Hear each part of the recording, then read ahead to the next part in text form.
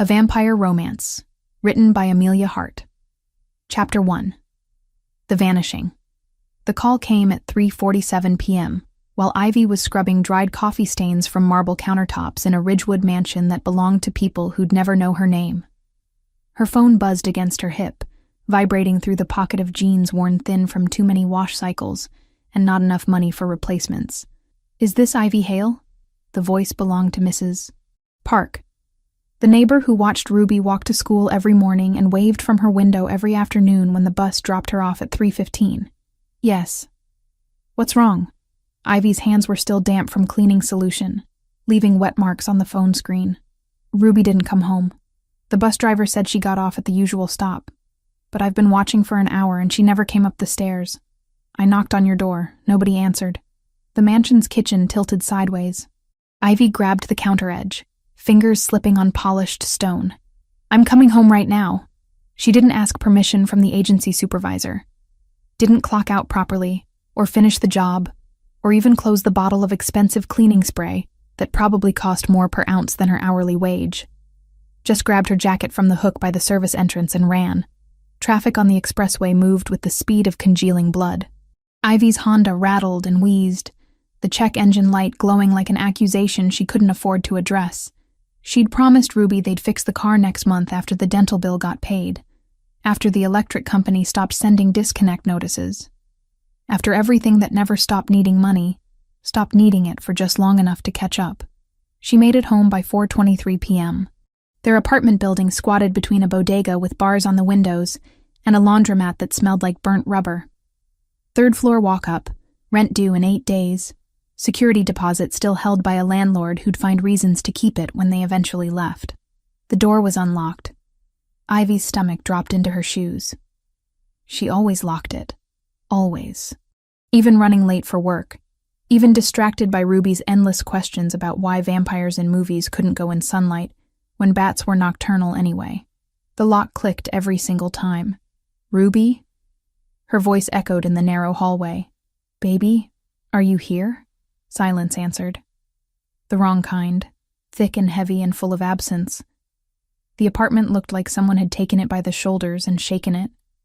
Couch cushions on the floor, kitchen drawers pulled open, contents scattered. Ruby's backpack lay abandoned by the door, pink straps tangled, papers spilling out. Math homework she'd been proud of yesterday.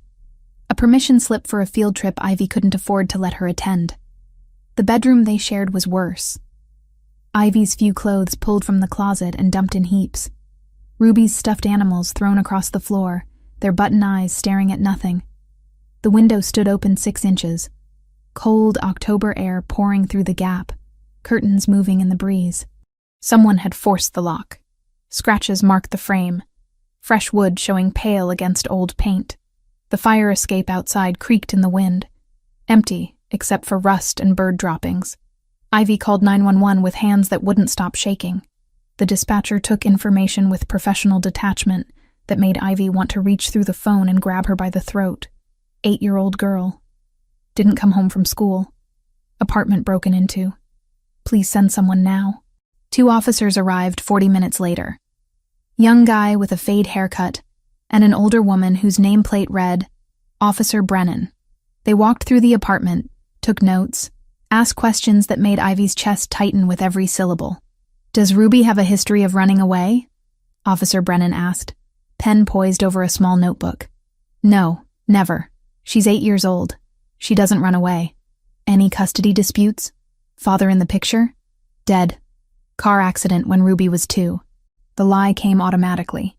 Truth was, Ivy didn't know who Ruby's father was, had raised her alone since their mother died 6 years ago, and left Ivy, barely 18, to figure out how to keep a toddler fed and sheltered.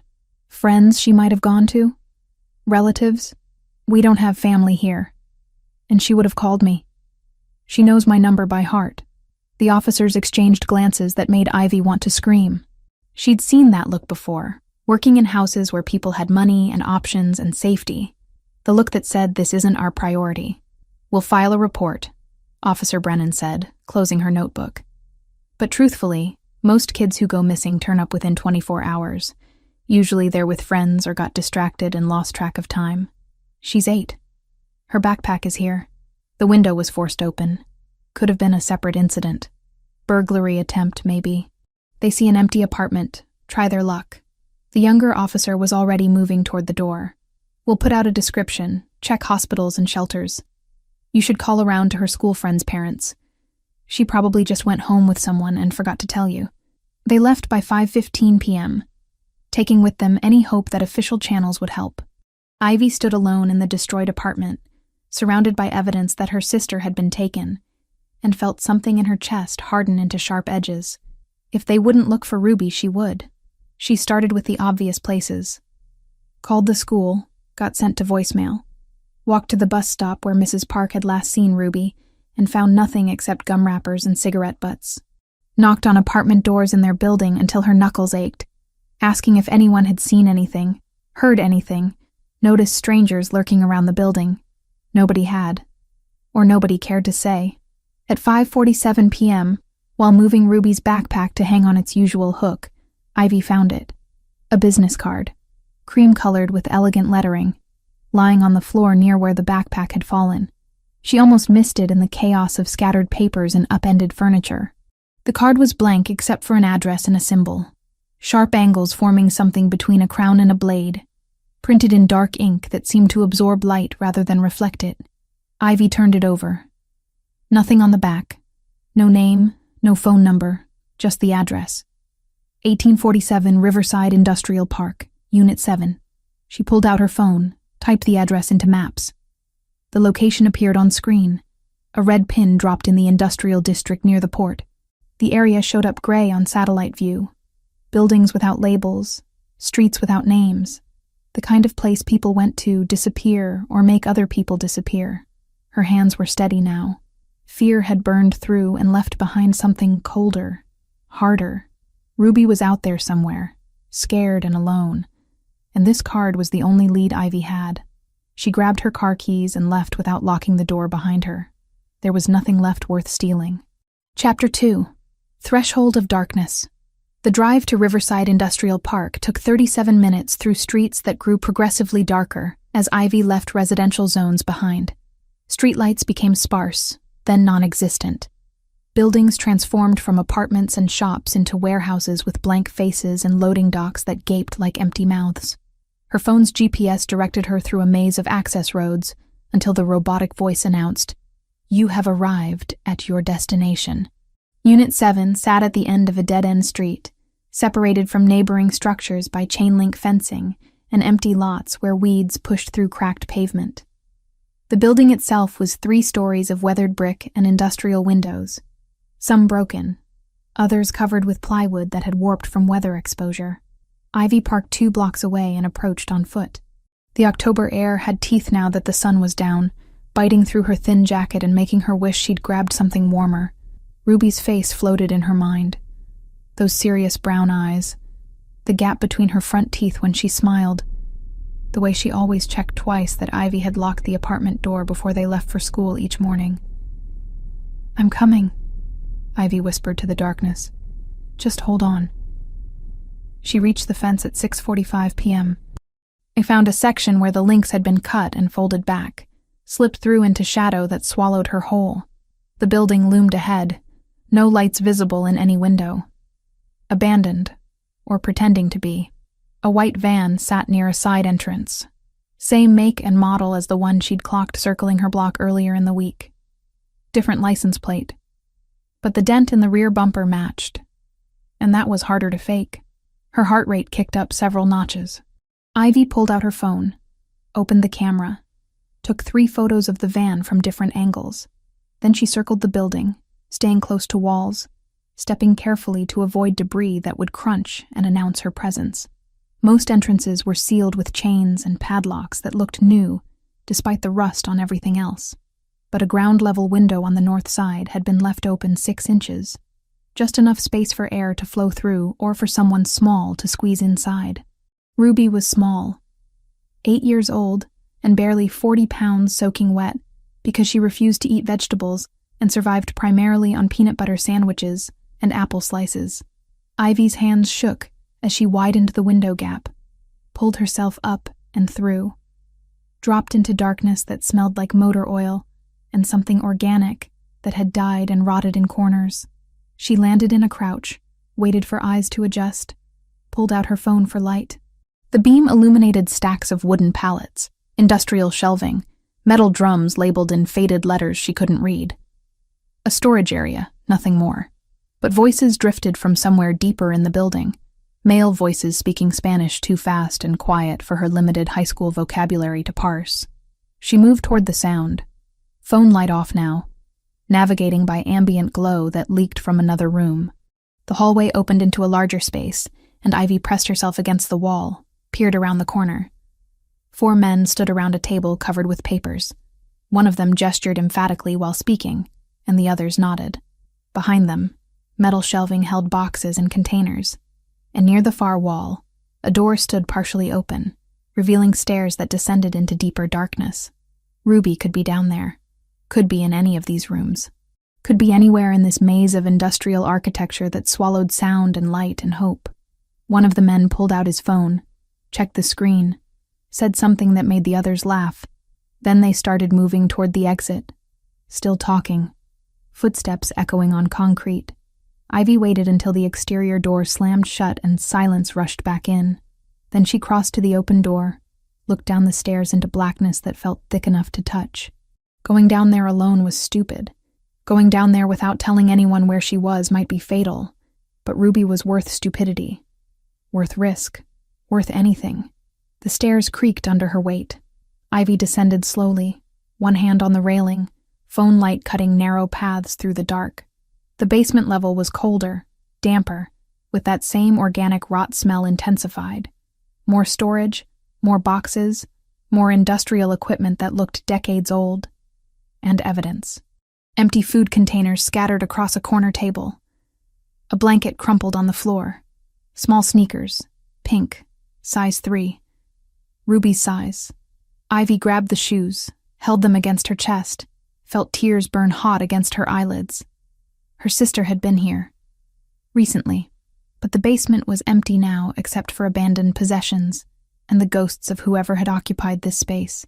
She took more photos. The shoes, the blanket, the food containers. Evidence that children had been kept here. Evidence that someone was going to pay. The sound reached her as she climbed back upstairs. An engine, getting closer. Doors slamming. Voices again. More of them this time, angry and alert. Someone's inside. I saw the window. Check every room.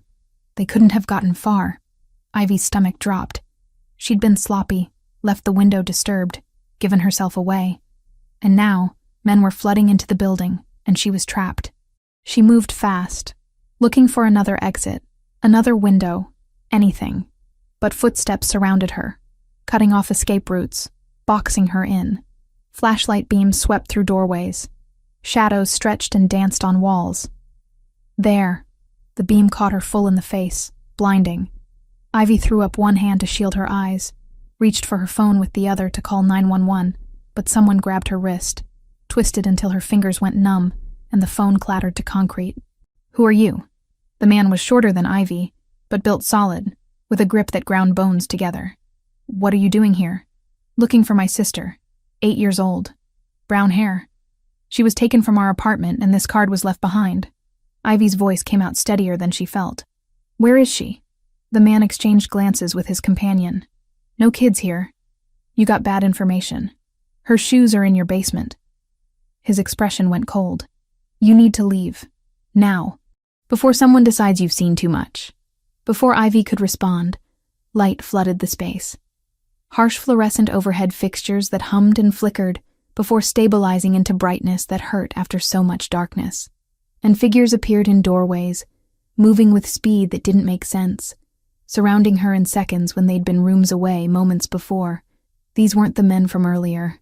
These people, 5 of them, dressed in dark clothes that looked expensive and moved wrong. Too fluid, too precise, every step landing without sound despite concrete floors that amplified everything else. The woman closest to Ivy cocked her head, studying her with eyes that reflected the fluorescent light. Human. Alone. Trespassing in Corvus territory. Her accent was something Eastern European, This will not end well for you. I don't care about territory. I care about my sister. She's 8. Someone took her. Ivy yanked her wrist free from the shorter man's grip, faced the woman directly. And I'm not leaving until I find her. Brave. The woman smiled, showing teeth that seemed too white, too sharp. Foolish, but brave. What should we do with you? Let her go. The voice came from the hallway entrance, deep and controlled, carrying authority that made everyone snap to attention. She's not your concern. The figures parted, and someone new entered the warehouse space. Tall, dressed entirely in black, with hair that fell past his shoulders like spilled ink, and eyes that were pale gray even in the harsh lighting. He moved with that same wrong fluidity, but amplified, every gesture deliberate and controlled in a way that suggested he could be very, very fast if he chose. The woman who'd questioned Ivy stepped back immediately. We found her inside. She was photographing the basement. I see. The man's gaze settled on Ivy, studying her with intensity that made her skin prickle. And you are? Ivy Hale. My sister was kidnapped. Someone left this at our apartment. She pulled the business card from her pocket, held it up. I tracked the address here. He crossed the distance between them in 3 strides that ate up space impossibly fast, took the card from her fingers, examined it. His touch was cold, ice cold, even through the paper barrier. This symbol belongs to Corvus, a vampire who operates outside established law. Vampire. The word hung in the air between them. Ivy's brain tried to process it, rejected it, tried again. That's not real. Look at me. His voice was soft but absolute. Really look. Ivy did. Noticed details she'd missed in the chaos. The way his chest didn't rise and fall with breath. The fact that despite standing directly under bright lights, he cast a shadow, but she couldn't see his reflection in the polished metal beam behind him. The coldness radiating from him, despite the lack of air conditioning. Her training in mansions had taught her to notice details. The expensive watch on a wrist meant serious money. Fresh flowers weekly meant a household that cared about appearances.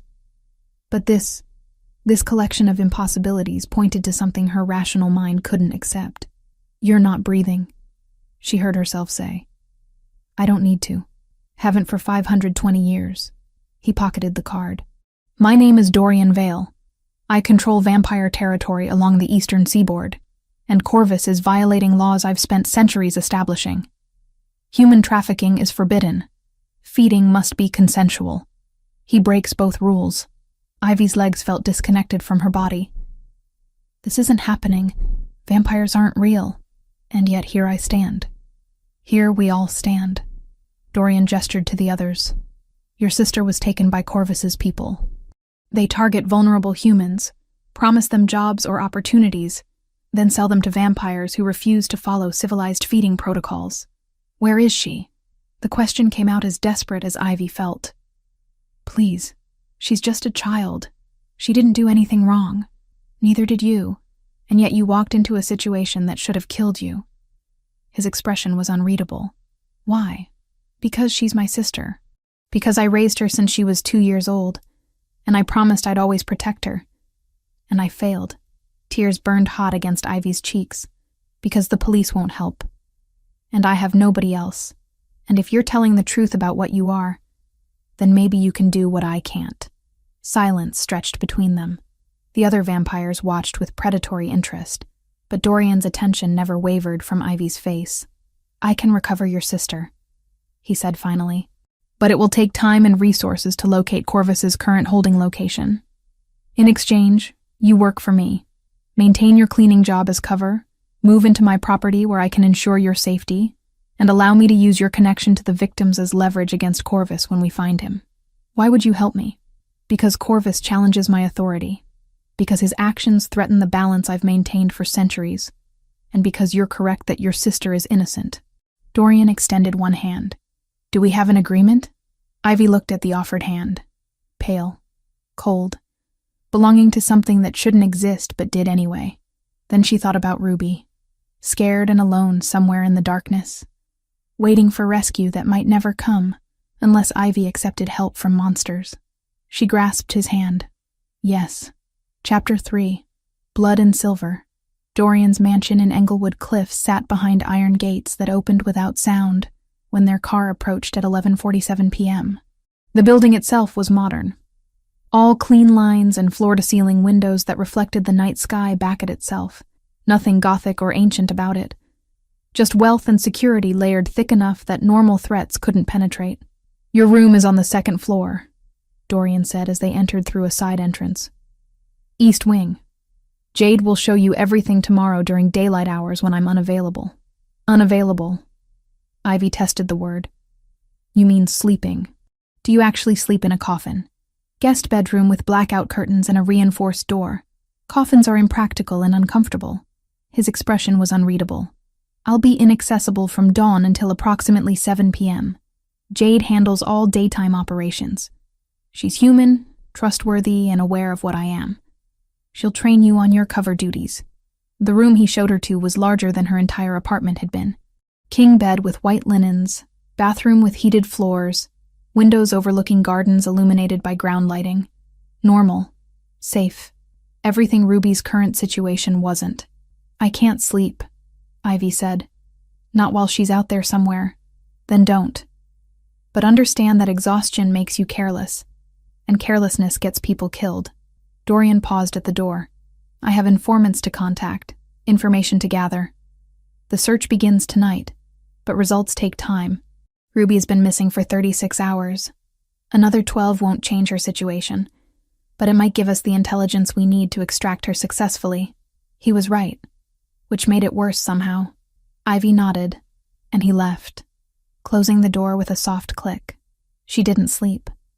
Lay on top of the covers fully clothed, staring at the ceiling, counting seconds until dawn, when Dorian would be unavailable, and she'd be alone with her thoughts again. Jade appeared at 8:15 a.m. I was knocking twice before entering with a tray that held coffee and toast. She was 30, maybe, with efficient movements and sharp eyes that catalogued Ivy in seconds. "You look like hell," Jade said without preamble. "Dorian briefed me. Your sister Corvus, the agreement. Drink the coffee. You're going to need it." The next 6 hours were a crash course in maintaining cover. Jade showed her the mansion's layout, explained which rooms were off-limits even to cleaning staff, demonstrated how to operate the security system, and drilled her on responses to potential questions from the legitimate housekeeping agency that employed them both. "If anyone asks, you requested transfer to this location because the pay is better and the commute is shorter," Jade said. "Your background check came back clean. You've worked for the agency for 2 years. No red flags. Standard placement. How did Dorian manage that so fast? He's had 5 centuries to build infrastructure, money, connections, people who owe him favors." Jade handed her a laminated ID badge. "This is real. You're legitimately employed here now. Use it." At 2:30 p.m., Jade's phone buzzed. She read the message, expression darkening. Dorian's contact found something. Ruby was spotted being transferred from one location to another 3 hours ago. They're tracking the vehicle. Ivy's chest tightened. "Is she okay?" "Alive. That's all we know." Jade's voice softened slightly. "He'll have more information when he wakes. For now, you keep working. Normal routine. Don't give anyone reason to question why you're here." The sun set at 6:43 p.m. By 7:15, Dorian appeared in the kitchen where Ivy was mechanically organizing cleaning supplies she'd already organized twice. He moved differently than he had last night. More alert. Fully awake in ways humans never managed immediately after sleep. "Corvus operates auctions," he said without greeting. "Secret sales where vampires who refuse consensual feeding agreements purchase humans." Ruby was seen being moved to a warehouse on the east side. Industrial area. Likely a sorting location before transport to auction sites. Then let's go get her. "It's not that simple. The warehouse will be guarded. We need to confirm she's still there. Assess security. Plan extraction." His gray eyes held hers. "This isn't a movie. We can't just break down doors and expect success. Then what do? We scout. Tonight. Observe patterns. Identify weaknesses." Dorian pulled out car keys. "And you stay in the vehicle while I handle reconnaissance." They drove in silence through streets that transitioned from residential to commercial to industrial.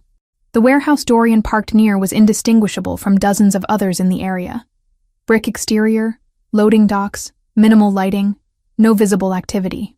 "Wait here," Dorian said, reaching for the door handle. "No." Ivy's hand shot out, grabbed his arm.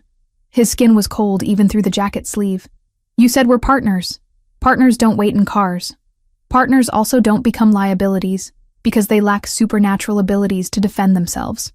I raised Ruby since she was 2 years old. Worked 3 jobs to keep us fed. Learned to notice things because noticing meant survival." Ivy released his arm. "I won't be dead weight. I know how to stay quiet and follow instructions." Something shifted in his expression. Not quite approval, but acknowledgement. "Stay behind me. Move when I move. Stop when I stop. Make noise and I'll carry you back to the car myself." They approached from the east side, using shadows and parked vehicles for cover.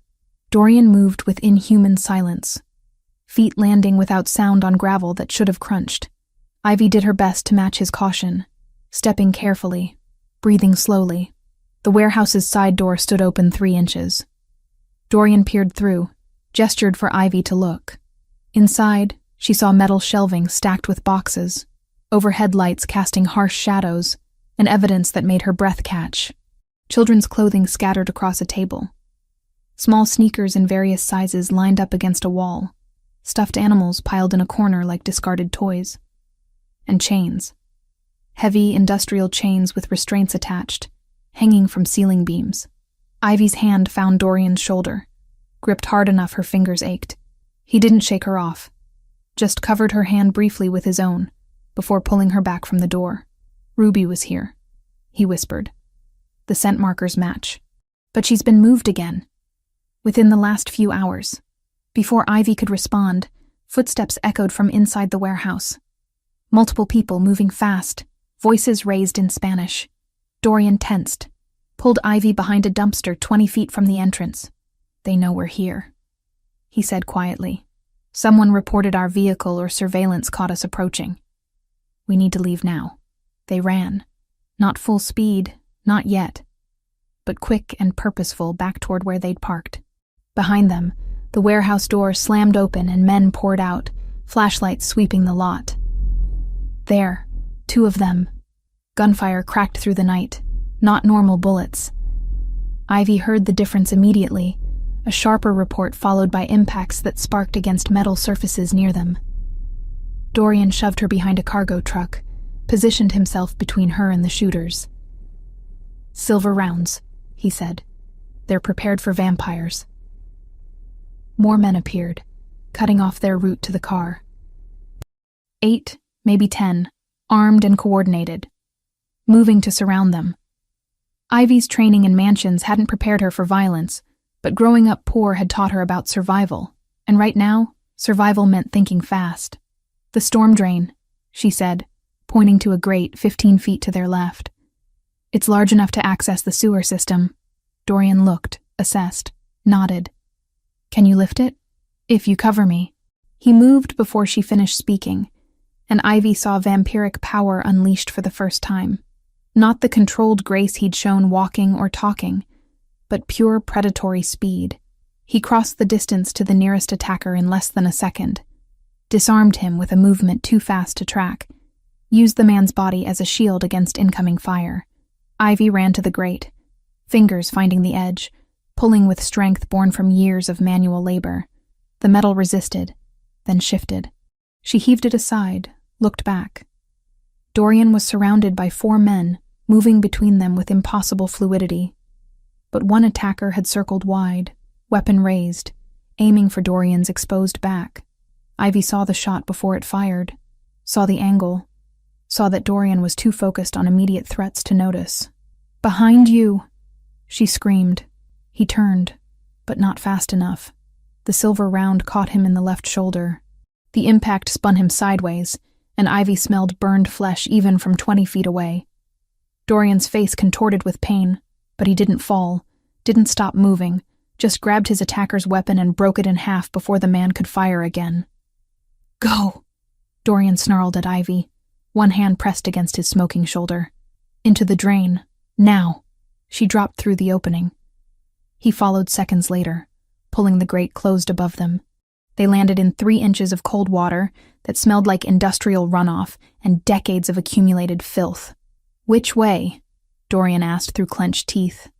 His shoulder leaked dark blood that looked black in the minimal light filtering through grates above. "East. Away from them." Ivy grabbed his good arm, pulled him forward through the tunnel. "How bad is it?" "Silver disrupts healing. Burns for hours. Won't kill me, but I'll be useless until it works its way out." His breathing was faster now, pained. "You're going to have to guide us back to the car." They moved through the sewer system for what felt like hours, but was probably 20 minutes. Ivy used her phone's dim light to navigate, chose turns based on instinct and vague memories of city maps. Behind them, voices echoed occasionally, searchers checking access points, but they stayed ahead of pursuit. When they finally emerged through a maintenance access 3 blocks from where they'd parked, Dorian was shaking, face pale even for a vampire. Ivy got him into the passenger seat, took the keys from his trembling hand, and drove. "Hospital?" she asked, though she knew the answer. "Home. Jade has medical supplies. Silver wounds can't be treated conventionally." He leaned his head against the window, eyes closed. "You did well tonight. Noticed things. Acted instead of freezing. Saved me from taking a shot to the spine. Partners," Ivy said quietly, navigating through empty streets toward Englewood Cliffs. "That's what you said we were." "Yes." His voice was fading, though I'm beginning to think this partnership might cost me more than I anticipated. They made it home at 1:33 a.m. Jade took one look at Dorian's shoulder and started issuing instructions. Ivy followed without question. Together, they cleaned the wound, extracted fragments of silver that had embedded in muscle tissue, bandaged what would eventually heal on its own given time. Through it all, Ivy thought about Ruby. Still out there, still missing. But now they knew where she'd been, knew Corvus was moving her, knew they were getting close. And Ivy had proven tonight that she wouldn't just stand by and wait for rescue. She'd act. She'd fight. She'd do whatever it took to bring her sister home, even if it meant diving deeper into a world of vampires and violence and choices that would change her forever. Chapter 4. Corrupt Foundations. Dorian spent the following day in what Jade called recovery sleep. His bedroom door remained sealed until sunset, and Ivy filled the daylight hours with restless investigation that felt inadequate compared to action.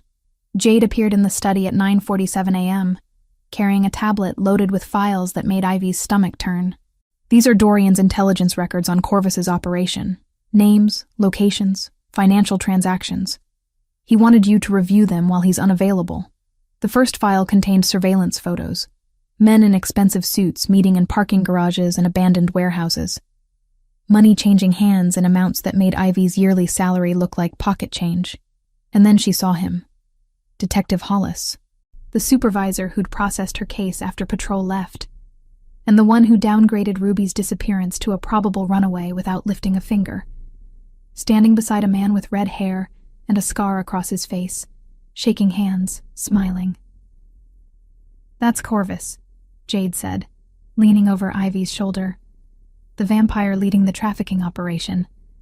And that's your friendly neighborhood detective taking payment for looking the other way." Ivy's hands clenched into fists. He knew.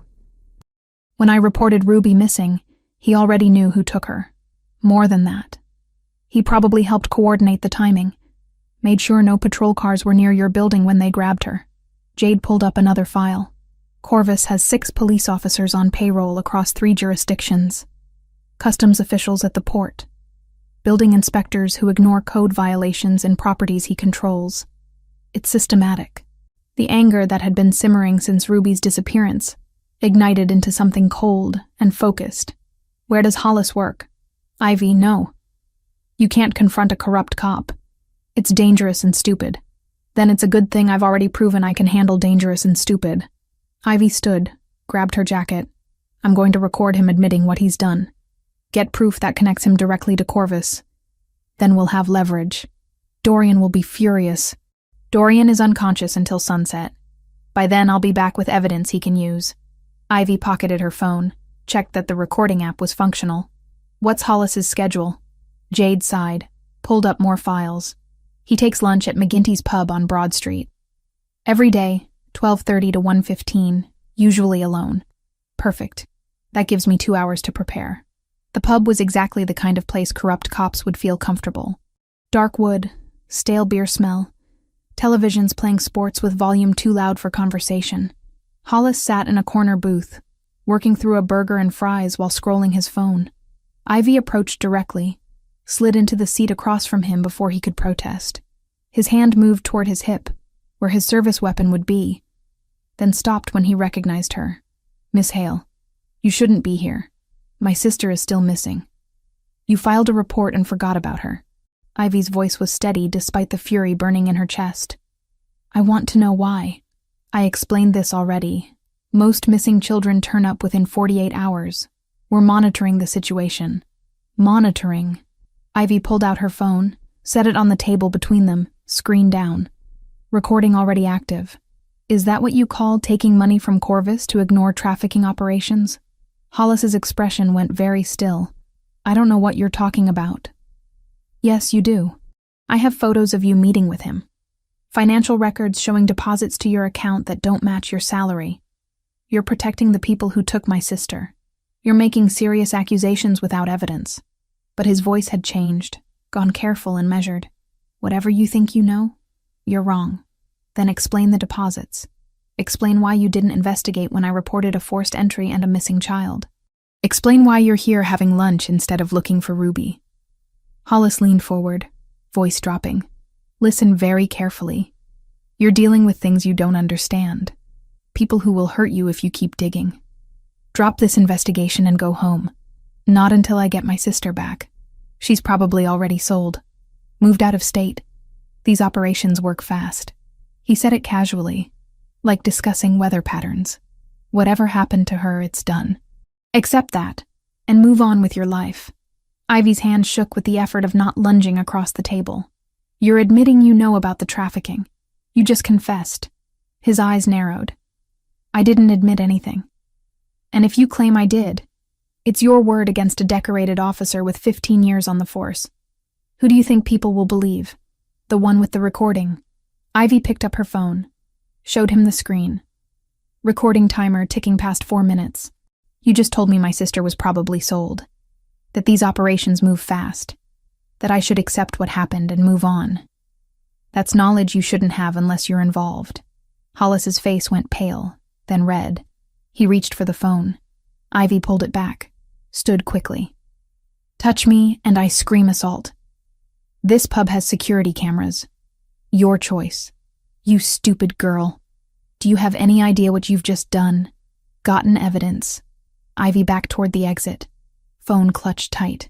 "And when I give this to the right people, you'll lose everything." She made it outside before her legs started shaking, ran 3 blocks before stopping to catch her breath, leaned against a brick wall, and sent the recording file to 3 different email addresses. Her own, Jade's, and a journalist contact she'd found through internet research, who specialized in police corruption. Insurance. If something happened to her, the recording would survive. Her phone buzzed. "Jade, get back here now. Dorian's awake and he knows what you did." The drive back to Inglewood Cliffs felt endless. Ivy's hands were steady on the wheel, but her mind raced through possibilities. Dorian would be angry, might terminate their agreement, might decide she was more trouble than useful, but she had evidence. Proof that connected Corvus's operation to law enforcement corruption.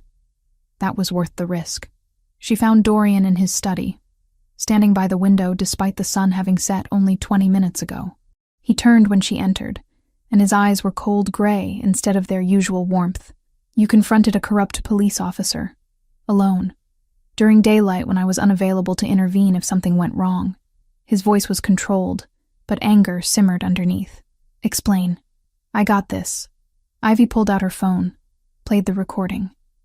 Hollis's voice filled the study, admitting knowledge he shouldn't have, threatening her to drop the investigation. Dorian listened without interruption.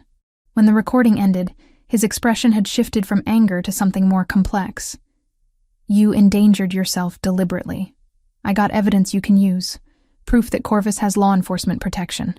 Ivy met his gaze directly. "I thought that was worth the risk." Worth dying for?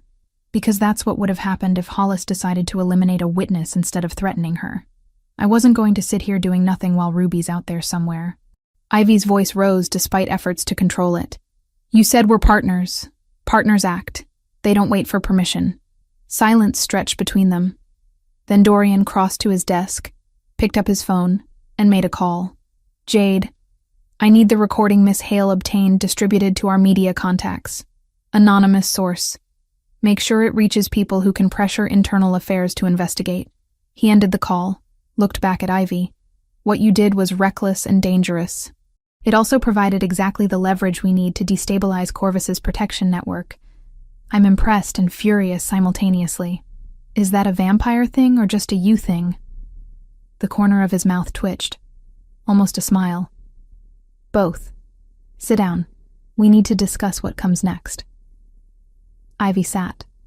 Dorian remained standing, pacing with energy that suggested the silver wound had healed enough to no longer slow him. Jade intercepted communications while you were out risking your life, he said.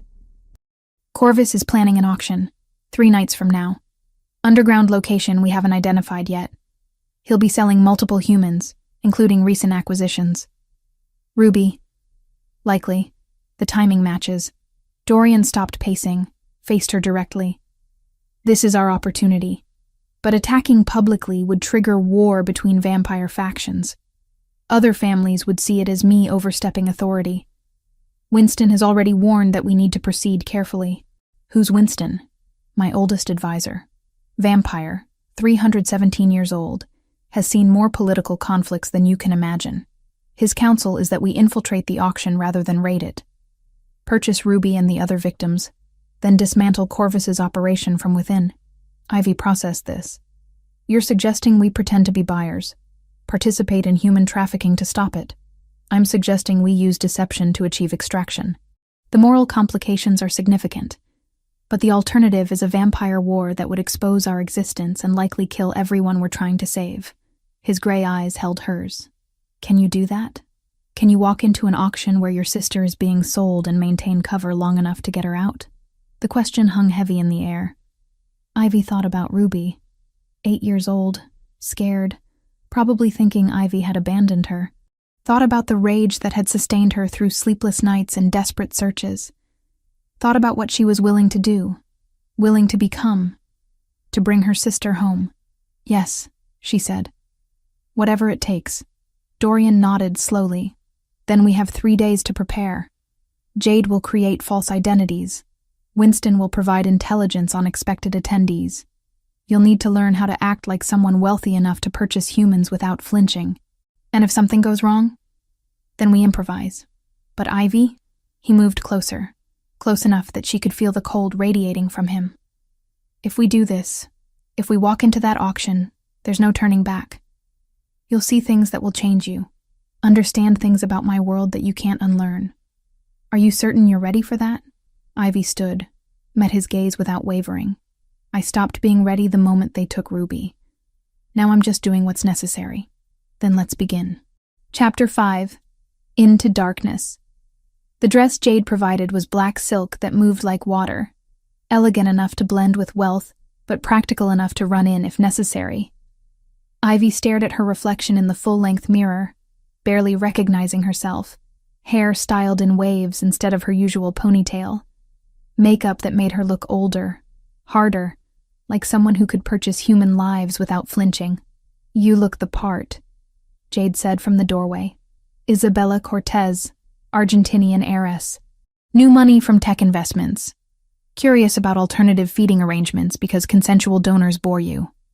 That's disgusting. That's your cover. Own it, or this fails. Jade handed her a clutch that contained false identification, credit cards linked to accounts Dorian had established, and a small blade hidden in the lining. Winston and Dorian will pose as your security. You're the buyer. They follow your lead. The auction location came through encrypted channels at 10:47 p.m. An underground club called Nocturne, accessible only through a speakeasy entrance in the financial district. Ivy memorized the address, then watched Jade destroy the phone that had received it. They arrived at 11:23 p.m. in a black sedan with tinted windows. Dorian drove. Winston occupied the passenger seat, and Ivy sat alone in back, practicing the cold expression she'd need to maintain for the next several hours. "Remember," Winston said without turning around. His voice carried the weight of 3 centuries. "Vampires can sense fear. They'll smell desperation on you like perfume. You must project confidence, disinterest, boredom. You're shopping, not rescuing. Understand?" "Yes." Ivy's hands were steady in her lap, despite the terror churning in her stomach. The club entrance was unmarked, just a red door between a closed bookshop and a Thai restaurant. Dorian knocked once, and the door opened immediately. A woman in crimson stood there, eyes reflecting light like a cat's. Names and invitation code. Isabella Cortez and security. Code Sierra 7 Echo. Dorian's accent had shifted, something European that Ivy couldn't place. The woman consulted a tablet, nodded, stepped aside. They descended stairs that went down 3 levels, walls closing in with each floor. Music thumped from below, bass vibrating through concrete and bone. The main floor opened into a space that had been a subway station decades ago. Vaulted ceilings, original tile work, and modern lighting that painted everything in shades of amber and shadow. 50 vampires, maybe more, occupied booths and standing areas, all dressed like they'd stepped from fashion magazines, all watching the stage at the room's center with predatory focus. Ivy forced herself to breathe normally, as Dorian guided her to an empty booth with clear sightlines. Winston positioned himself strategically, back to the wall, scanning faces. "I see Corvus," Winston murmured. Northeastern corner. Red hair, scar through his left eyebrow. He's watching the crowd, not the stage. Ivy didn't look. Couldn't afford to show recognition or interest. She settled into the booth's leather seat and accepted champagne from a server who moved too smoothly to be human. The first auction began at 11:47 p.m. A man, mid-30s, led onto the stage in chains. The auctioneer rattled off details. Blood type, health status, psychological profile. Bidding started at 5,000. Ivy's champagne glass trembled in her hand. She set it down before anyone noticed, focused on breathing, on maintaining the mask of disinterest while her soul screamed at what she was witnessing. 3 more humans were auctioned. All adults, all terrified despite obvious drugging that kept them docile. Prices climbed into 6 figures. Vampires bid with casual gestures, purchasing lives like others bought artwork. But no children appeared. No Ruby. The stage remained occupied by adults, and Ivy's carefully maintained composure began cracking around the edges. "Where are the children?" she whispered to Dorian. "Patience." His gray eyes never left the crowd. "They're saving premium merchandise for later." Except they weren't. The auction continued through 7 more humans, then transitioned into a break. Vampires mingled, discussed purchases, made arrangements for delivery, and still no sign of Ruby, or any other child. Ivy stood, smoothed her dress, and walked toward where servers emerged from a service corridor.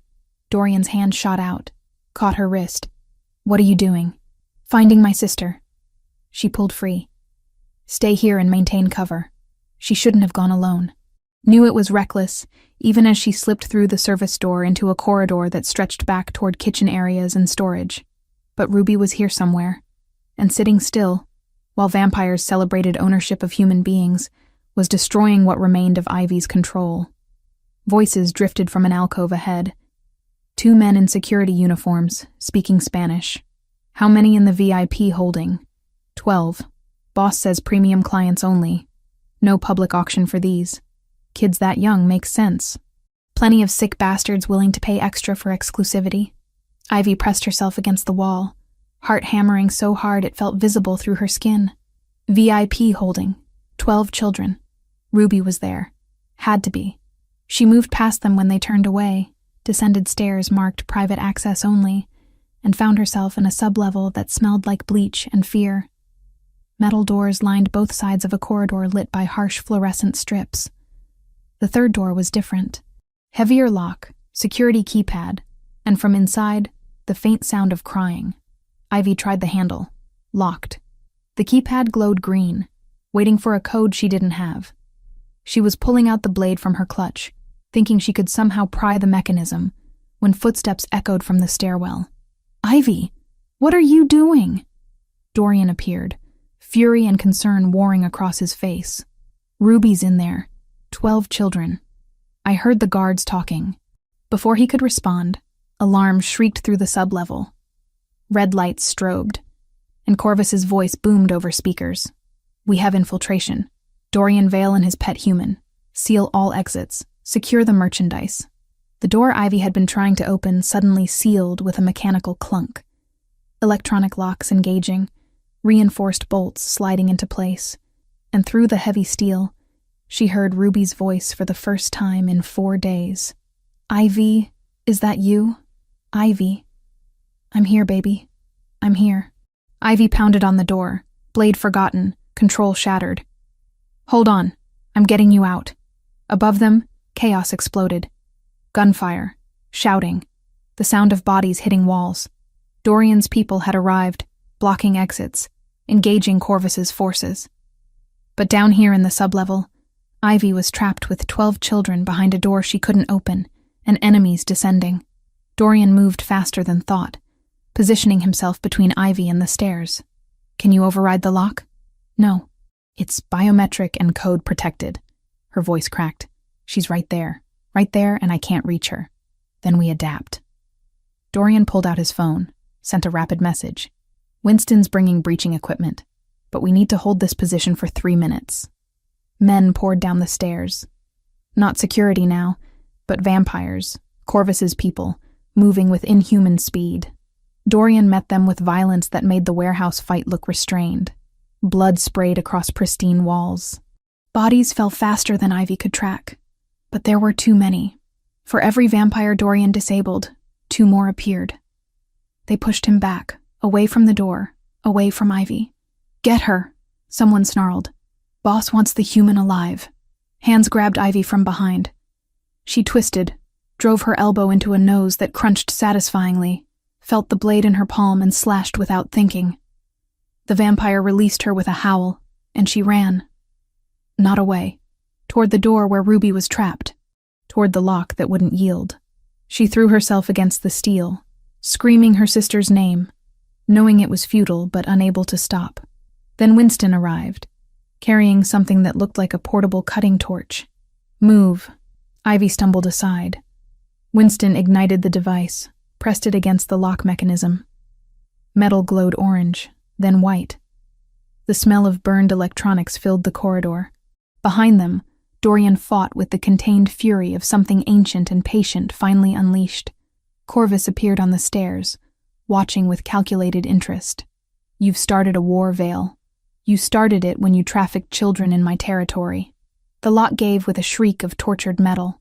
The door swung open, revealing a room that made Ivy's vision gray at the edges. 12 children, ages 6 to maybe 13, huddled against the far wall. Drugged but conscious. Terrified but alive. And Ruby, brown curls tangled, eyes huge with fear and hope, wearing the same clothes she'd disappeared in 4 days ago. "Ivy!" She ran, small body colliding with Ivy hard enough to hurt, arms wrapping tight around her waist. "I've got you," Ivy whispered into her hair. "I've got you. We're going home." But Corvus was smiling, and that smile promised this wasn't over. Not by miles. Chapter 6. Shattered and whole, Corvus moved before anyone could stop him. Not toward Dorian or Winston, but deeper into the club's infrastructure, disappearing through a service corridor that his people had clearly prepared as an escape route. 3 of his vampires followed, creating a barrier of bodies between him and pursuit. "Let him go," Dorian commanded Winston, who'd started after them. "Securing the children is priority." Ivy barely heard the exchange. Ruby was in her arms, real and solid and trembling so hard her small body felt like it might shake apart. Ivy dropped to her knees, pulled her sister close enough to feel her heartbeat, fast and irregular. But there. "You came," Ruby whispered. Her voice sounded wrong, thick and slurred. "They said nobody would, that you forgot about me." "Never. I would never forget you." Ivy's hands moved over Ruby's arms, her face, checking for injuries. Bruises on her wrists where restraints had been. Dark circles under eyes that looked too large for her face. But no blood. No obvious trauma beyond the psychological damage that would take years to heal. "We're going home, baby. Right now." The other 11 children huddled together, clinging to each other with the desperate solidarity of shared trauma. Ages ranged from maybe 6 to early teens, representing different ethnicities and backgrounds. All connected by the fact that Corvus had deemed them valuable enough to segregate from the main auction. Winston was already on his phone, coordinating extraction. Jade's bringing vehicles to the secondary exit. Medical teams are standing by. "We move in 3 minutes. Can they walk?" Dorian asked, surveying the children with an expression that might have been concern or calculation. Hard to tell with vampires. Some of them. Ivy helped Ruby stand, felt her legs buckle immediately. The drugs in her system were still active, keeping her docile and disoriented. She needs a hospital. They all do. No hospitals. Too many questions. Too much official involvement. Dorian moved to the doorway, scanned the corridor beyond. "We have private medical facilities that can treat them without reporting requirements. That's kidnapping. That's survival." His gray eyes met hers. "The moment we involve authorities, this becomes a legal nightmare. Custody battles, investigations that expose what I am and what Corvus is. Every child here gets trapped in bureaucracy while their families fight through systems designed to fail them." Ivy wanted to argue, wanted to insist on proper channels and official rescues, but Ruby was barely conscious in her arms, and the other children looked at her with desperate hope that she'd get them somewhere safe. "Anywhere safe. Fine.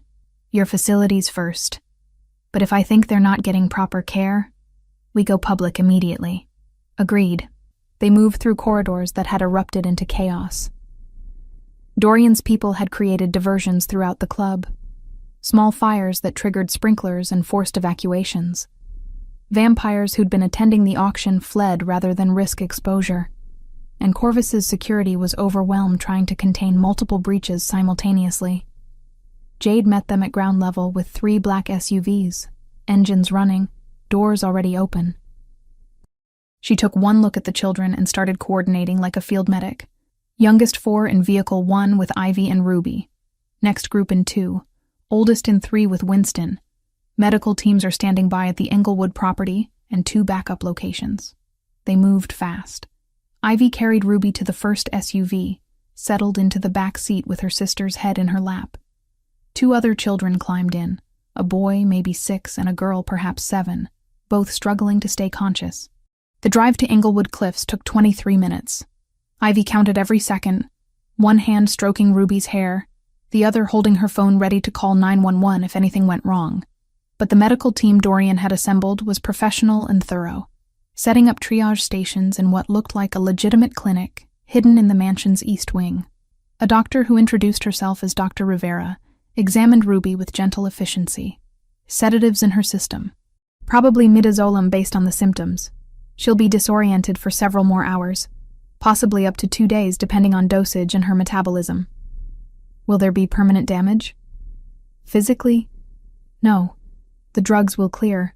But psychologically? Dr. Rivera's expression was sympathetic. That's going to require therapy. Time. Support. She's been through significant trauma. Ruby stirred, eyes opening slowly. For a moment, she looked at Ivy without recognition, and Ivy's heart stopped. Then something clicked, awareness flooding back. "Ivy?" Her voice was small, uncertain. "Am I dreaming?" "No, sweetheart. You're awake. You're safe. I promise." Ivy kissed her forehead, tasted salt from tears she didn't remember crying. "I've got you." "The other kids?" "All here. All safe. You're all going to be okay." Ruby's eyes drifted closed again, but this time her breathing was steadier, more natural. Dr. Rivera checked her vitals, nodded approval. "She's stable. Let her sleep. The body heals faster when it's not fighting consciousness." She moved to the next child. Repeated examinations with the same careful attention. Ivy stayed with Ruby through the night, watching her chest rise and fall, memorizing the pattern like she'd forgotten it during 4 days of absence.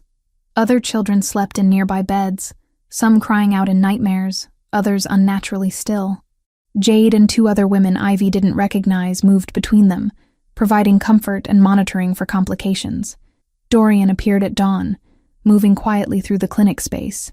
He stopped beside Ruby's bed, looked down at her sleeping face. "Corvus escaped," he said without preamble, "but his operation is destroyed. We recovered financial records from the club. Bank accounts, property deeds, lists of corrupt officials on his payroll.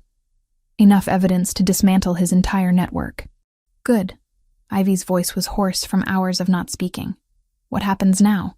"Now we document everything. Create an anonymous package for federal investigators, and ensure Corvus can never rebuild." He paused. "The investigation revealed something you should know. Ruby wasn't his original target. She was taken as part of a larger operation. But after Corvus learned you worked for me, he specifically kept her segregated as potential leverage." Ice crystallized in Ivy's veins. "So this is my fault. If I hadn't asked for your help, she would have been sold and moved like the others.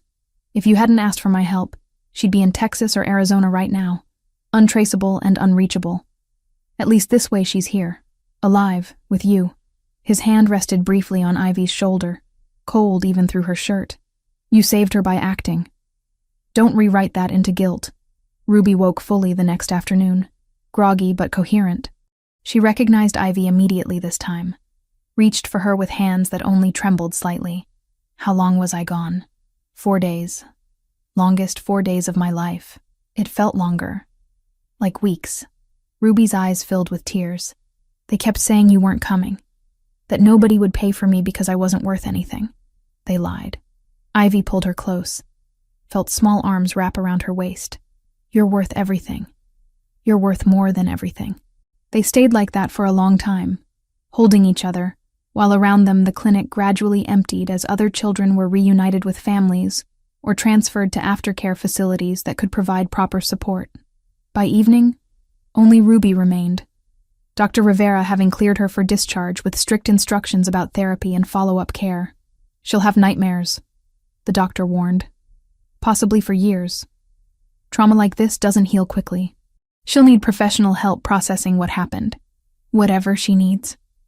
Ivy signed paperwork that probably wasn't official, but felt real enough. "I'll make sure she gets it." Dorian found them in the recovery room that evening, Ruby awake and eating soup that Jade had made. He knocked before entering, waited for invitation. "How are you feeling?" he asked Ruby directly, not treating her like a child incapable of answering. "Tired, scared, but better than before." Ruby's eyes were serious, older than 8 years should allow. "Thank you for helping Ivy find me." "You're welcome." Though, truthfully, she did most of the work herself. She's brave like that. Ruby smiled, gap-toothed and genuine. "When are you visiting again?" The question surprised everyone. Dorian's expression flickered through several emotions too fast to identify, before settling on something that might have been warmth. "Whenever Ivy allows it." Ruby looked at her sister expectantly. Ivy felt something shift in her chest, pieces rearranging into a configuration she hadn't expected but couldn't deny. "Soon," she heard herself say. "You can visit soon." After Ruby fell asleep again, Ivy walked Dorian to the mansion's entrance. The sky was lightening with approaching dawn, and he'd need to retreat to wherever vampires spent daylight hours. "Thank you," Ivy said, words inadequate for what he'd done, for everything. For believing me, for helping, for not giving up.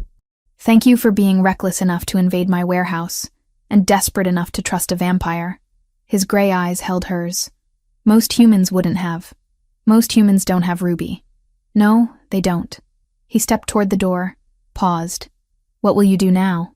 "Take her home, find a therapist, figure out how to help her heal." Ivy thought about their destroyed apartment, about starting over, about building something stable from chaos. "And probably accept that cleaning job you offered, since I need income, and you're the only employer who knows I just helped raid a vampire trafficking ring. The position remains available." His smile was slight, but genuine, along with protection. "Corvus is still out there, and he won't forget what you cost him. I'm not afraid of him anymore." You should be, but I respect the bravado. Dorian opened the door, morning light already painting the horizon in shades of amber. Rest, Ivy. You've earned it. He left before she could respond, disappearing into the mansion's interior. Ivy returned to Ruby's room, crawled carefully onto the bed beside her sister, and for the first time in 4 days, slept without nightmares. Chapter 7. The Hunt begins. Ruby's nightmares started on the third night home. Ivy woke to screaming at 2:17 a.m., stumbled into Ruby's bedroom to find her sister thrashing against sheets tangled around her legs like restraints. No, please, I'll be good. Don't put me back in the dark. Ruby's eyes were open but unseeing, trapped somewhere Ivy couldn't reach. Ruby, baby, wake up. You're home. You're safe. Ivy touched her shoulder gently, ready to pull back if the contact made things worse. Ruby's eyes focused slowly, recognition flooding back along with tears. Ivy, I'm here. You're in your own bed. Nobody's putting you anywhere. Ivy climbed onto the mattress, pulled Ruby close, felt small arms wrap around her with desperate strength. Just a nightmare. That's all it was. But they both knew it wasn't just a nightmare. It was memory replaying in sleep. Trauma demanding acknowledgement that daylight hours couldn't contain. Dr. Marisa Levin, the therapist Dorian had recommended and quietly paid for without asking permission, said the nightmares were normal. Expected, even. Her brain is processing what happened. Dreams are how we sort experiences we can't handle consciously. They'll decrease over time with proper treatment. Time. Everything required time that felt impossible to give when Corvus was still out there, still free, still capable of taking Ruby again. The days fell into exhausting patterns. Mornings with Ruby, coaxing her to eat breakfast she had no appetite for, walking her through routines that used to be automatic, but now required conscious effort. Afternoons during Ruby's therapy sessions, when Ivy sat in waiting rooms and tried not to imagine what her sister was describing to Dr. Levin. Evenings after Ruby finally slept, when Ivy drove to Inglewood Cliffs and helped Dorian coordinate the dismantling of Corvus's operation.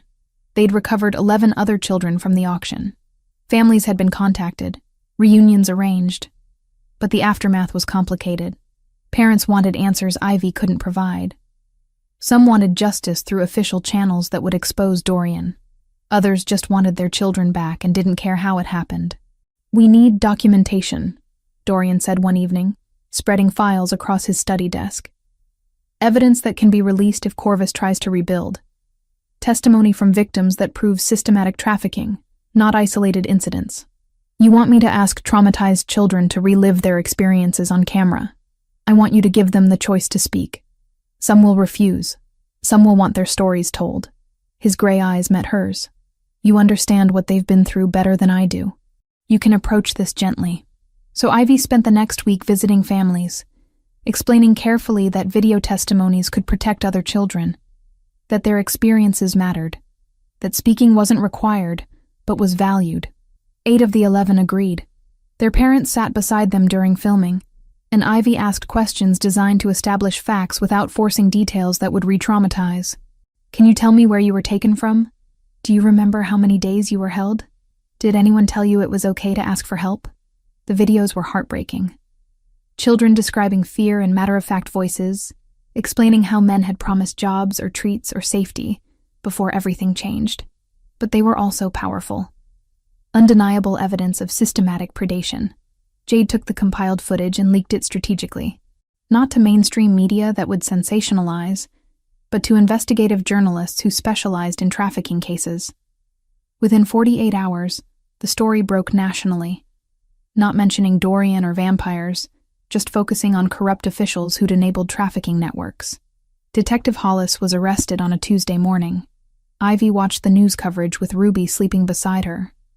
Saw him led from his precinct in handcuffs while reporters shouted questions he didn't answer. The investigation revealed 6 other officers on Corvus's payroll. Customs officials who looked the other way. Building inspectors who approved properties used for holding victims. The entire corrupt infrastructure collapsed in a week, but Corvus himself remained missing. Vanished after the auction raid. Abandoning operations. Cutting ties with everyone who could identify him. Federal investigators wanted him for trafficking charges. Dorian wanted him for violating vampire law, and Ivy wanted him gone permanently so Ruby could sleep without screaming. The intelligence came on a Friday evening. Winston appeared at Dorian's study door while Ivy was organizing case files, his expression grim. "Corvus is moving. My sources indicate he's planning to flee the country tomorrow night. Private boat from the industrial port, destination unknown but likely South America." Dorian stood immediately. "Confirmation?" "3 independent sources. He's been liquidating assets quietly, converting everything to currency he can transport. This is his exit strategy. Then we intercept tomorrow night, full team." Dorian was already pulling up maps on his computer. "If he reaches international waters, we lose jurisdiction and leverage." "I'm coming with you," Ivy said. Both vampires turned to stare at her. Dorian's expression was carefully neutral. "No, this will be dangerous. Corvus won't surrender quietly. I don't care. Ruby wakes up screaming every night because of him. She can't heal knowing he's out there somewhere. She needs closure, and so do I." Ivy stood, met Dorian's gaze without wavering. "I'm not asking permission. I'm telling you I'm coming. Ivy, be reasonable. I've been reasonable for weeks. I've documented evidence, contacted families, played by rules designed to keep me safe and uninvolved. But this is personal. He took my sister. He traumatized her. He would have sold her to monsters if we hadn't stopped him." Her voice was steady despite the fury burning in her chest. "I need to see him caught. I need to know it's over." Dorian was quiet for a long moment, studying her with that ancient intensity. Finally, he nodded. "You stay with Jade in the perimeter. Surveillance only. If shooting starts, you evacuate immediately. Agreed?" "Agreed." Winston made a sound that might have been disapproval. "This is unwise." "Most things we've done recently have been unwise," Dorian replied. "But they've also been necessary." He looked at Ivy again. "We leave at midnight. Bring practical clothes and be prepared to wait. These operations rarely proceed on schedule." That night, Ivy sat beside Ruby's bed longer than usual, watching her sister sleep. The nightmares had decreased to every other night instead of nightly. Progress, Dr. Levin called it. But Ruby still woke afraid, still checked locks compulsively, still flinched at unexpected noises. "I'm going to make sure the bad man can't hurt anyone else," Ivy whispered to the sleeping form. "And then maybe we can both start healing." She kissed Ruby's forehead, checked that the nightlight was positioned correctly, and left to prepare for what came next. Whatever happened at the port tomorrow night, it would end this chapter. One way or another, Corvus's threat would be eliminated, and Ivy would be there to see it happen. Chapter 8. New Beginnings. The industrial port at 2:03 a.m. was a landscape of shadows and steel, shipping containers stacked like building blocks, cranes silhouetted against the night sky, and water lapping against concrete pilings with rhythmic persistence.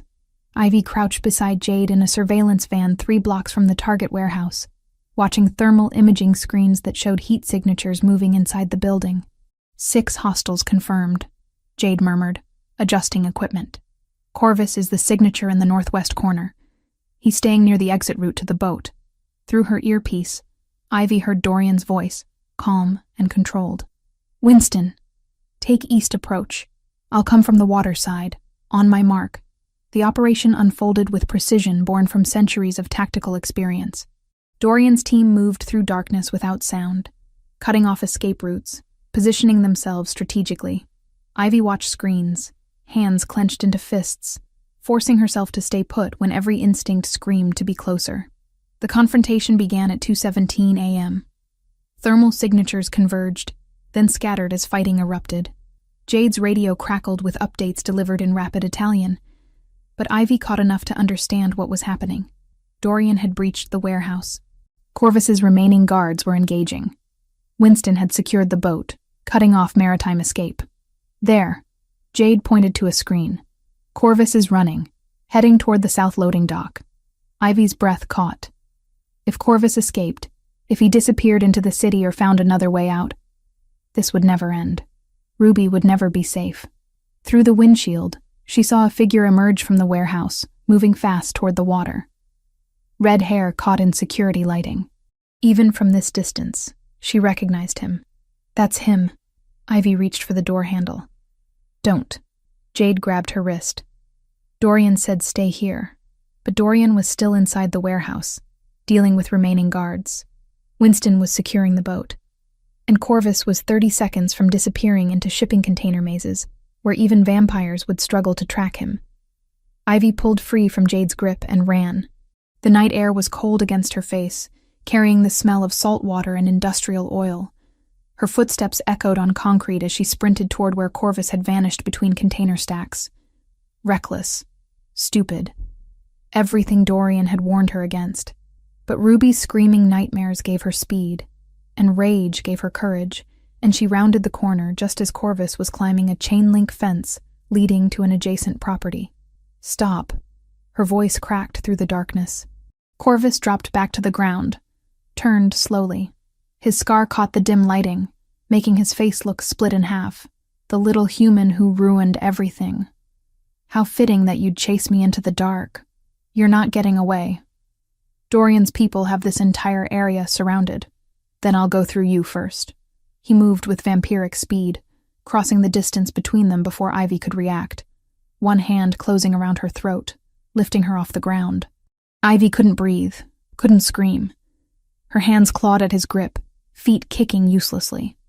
Spots danced across her vision. Your sister tasted fear beautifully, Corvus whispered. Would have fetched premium price if you hadn't interfered. Maybe I'll take you instead. Consolation prize. Then he was gone, ripped away from her with force that sent him flying into a shipping container hard enough to dent metal. Ivy collapsed, gasping, hands on her throat. Dorian stood between her and Corvus, and his eyes had gone completely red, not gray tinged with color, but pure crimson that glowed in the darkness. His voice when he spoke was something ancient and terrible. You touched her. Corvus pulled himself from the dented container, blood leaking from his mouth. She walked into this voluntarily. Foolish human playing in vampire wars. This stopped being about territory the moment you trafficked children. Dorian's hands flexed, nails extending into claws that caught moonlight. You broke every law I've spent centuries establishing. You threatened peace that protects all of us. You terrorized innocents for profit. And you consort with humans like they're equals, protect them like pets. You've gone soft, Vale, weak. Corvus spat blood. Our kind should rule, not hide. Then let's see which philosophy survives. The fight that followed was brutal and fast. Ivy scrambled backward, pressed against a container, watching violence unfold with speed her eyes could barely track. Corvus was strong, experienced, vicious. But Dorian was something else entirely. 520 years of accumulated power and control unleashed without restraint. It ended when Dorian caught Corvus by the throat, slammed him against concrete hard enough to crack pavement, and leaned close. You have a choice. Submit to judgment by the Vampire Council, or I end this now. Corvus laughed, blood bubbling from his lips. I'll never submit to your corrupt system. Then you've chosen. Dorian's hand moved faster than Ivy could see. There was no dramatic moment, no lengthy speech. Just swift, brutal justice. Corvus went still, eyes empty, threat eliminated. Dorian released the body, let it fall, and turned to Ivy. His eyes were gray again, human-looking despite what she'd just witnessed. Are you hurt? No.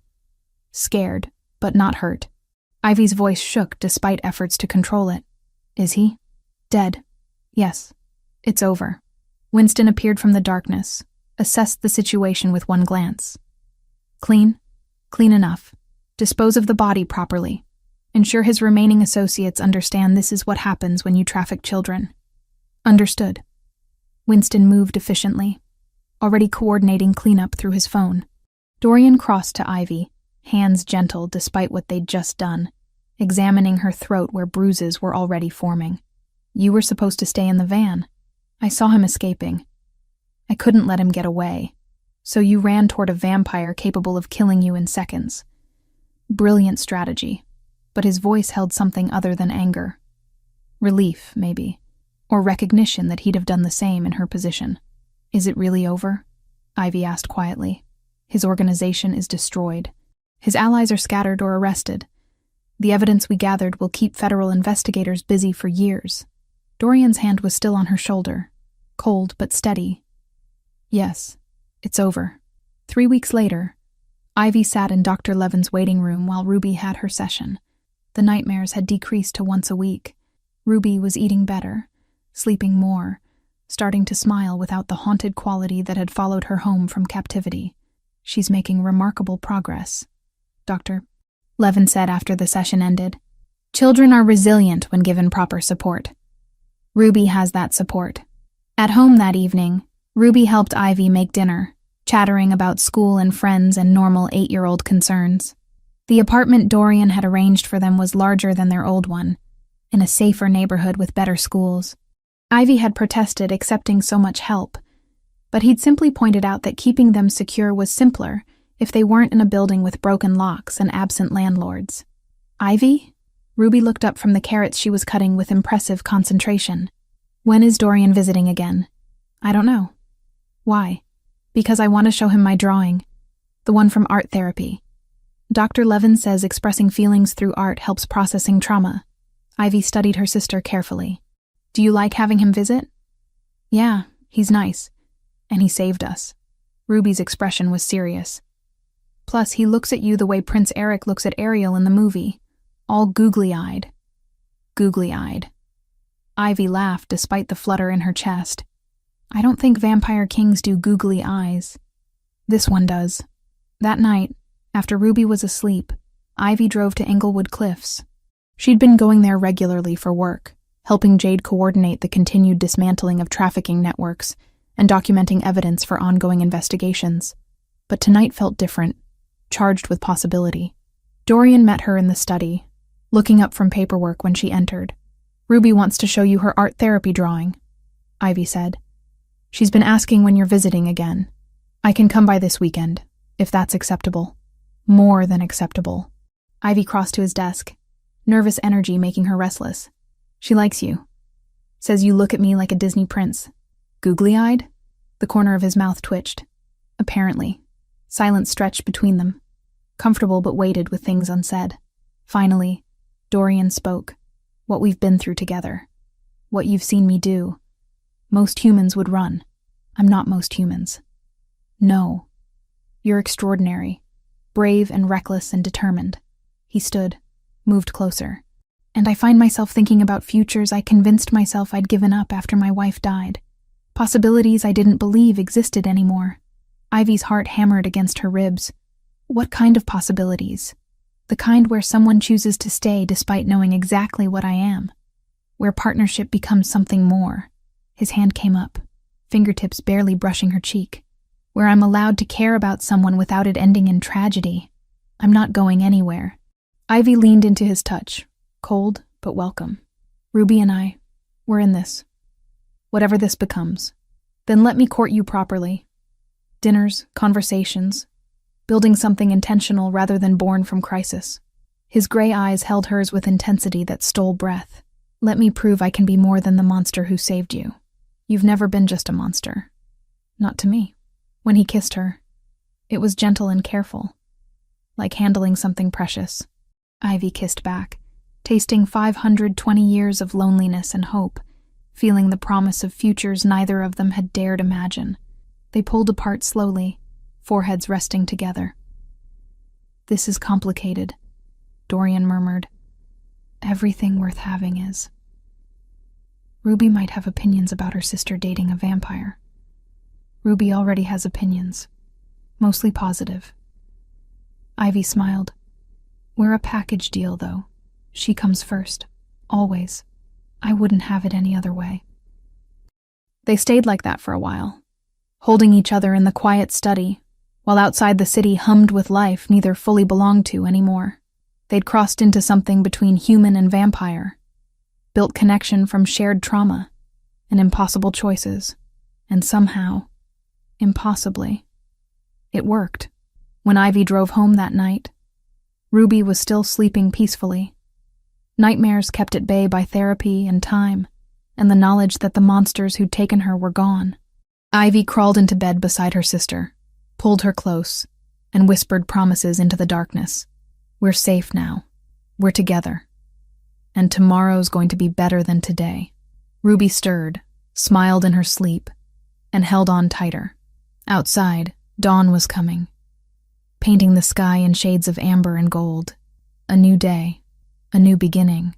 And for the first time in longer than Ivy could remember, the future felt possible.